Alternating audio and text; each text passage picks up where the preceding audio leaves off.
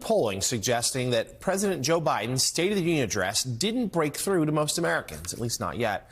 In the latest ABC News Ipsos survey, 35% of adults say they didn't see, hear, or read the speech. That's more than the 29% who say it was better than expected, and the 12% who said it was worse than they expected. TV ratings, though, up from a year ago. As for Biden's handling of key issues, his approval numbers are still low, but they have ticked up slightly since an October poll. His biggest improvement comes on the topic of abortion, up from 39% to 47%. The only issue where Biden's approval rating has gone down since October is his handling of the Israel-Hamas war, which has dropped from 41% to 30%. There have been a few national polls, though, in recent days that now have him up over Donald Trump within the margin of error. Joining us now, White House reporter for Politico, Eli Stokols. He's also the co-author of the West Wing Playbook newsletter, a must-read every afternoon. Eli, good to see you this afternoon. So let's talk about how the White House feels after the State of the Union. A lot of buzz. I felt like they took the age issue head on, followed up with some campaign travel. These poll numbers are sort of middling, but not unexpected. What are you hearing? Well, I think inside the White House, John, as you know, they feel pretty good about the way that came off and at least settling some of the nerves within the Democratic Party about Biden's vitality and ability to stand up an argument through November. Would they like to see the polls showing a bigger bounce? Absolutely. But, you know, I think that they know this is a long haul to November.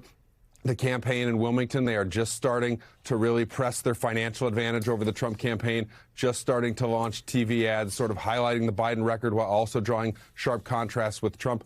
So it's going to take time to sort of press their advantage, they believe.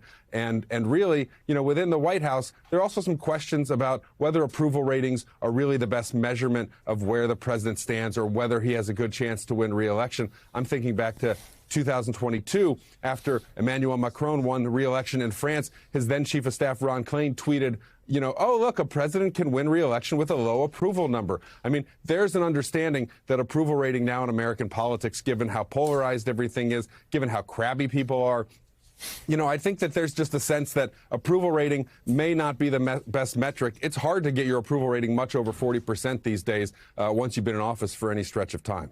Yeah, good point about the approval ratings and the nation's crabbiness. So, Eli, we just indicated there that the president has seen his approval rating slip on his handling of the Israel-Hamas war.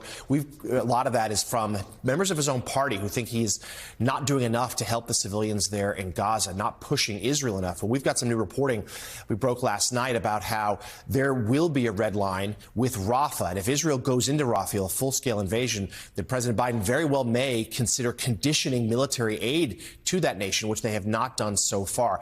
Tell us about with the thinking behind that, and also just both the big picture political ramifications of President Biden potentially changing tactics there in his handling of Netanyahu in the war.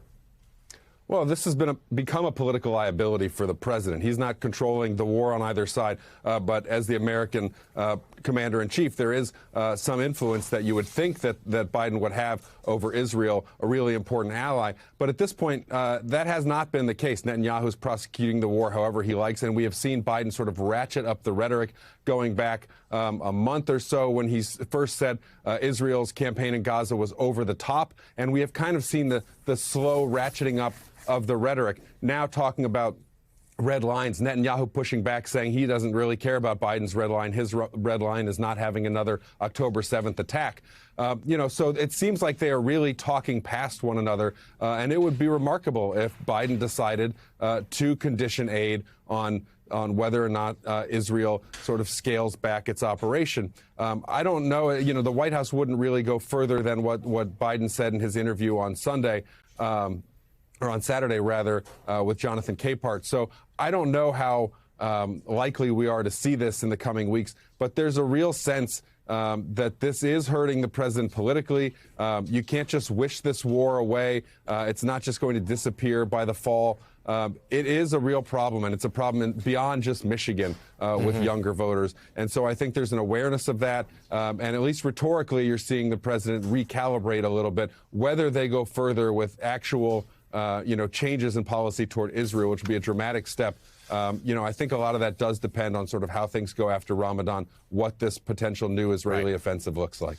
And Eli, lastly, staying with foreign policy very briefly, leaders of Poland will be at the White House today to talk about the Ukraine war. What does the White House hope to get out of this meeting? Well, I think just to show unity, I mean, Poland obviously would be the most affected NATO ally if Russia were to ever expand the war beyond Ukraine.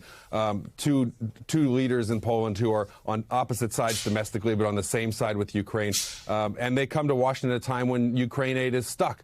And so I think they are trying to show a united front, even as the pro-Ukraine coalition in the West seems to be a little bit stuck in the mud. And I think, between the Ukraine story and the Israel story, we are seeing an American president who had big ambitions to reassert American leadership on the world stage, and we are seeing at this point that looks increasingly challenging and hard to do, given the politics here and also the politics in Europe. Terrific stuff, as always, from White House reporter for Politico, our friend Eli Stokols. Eli, thank you very much. And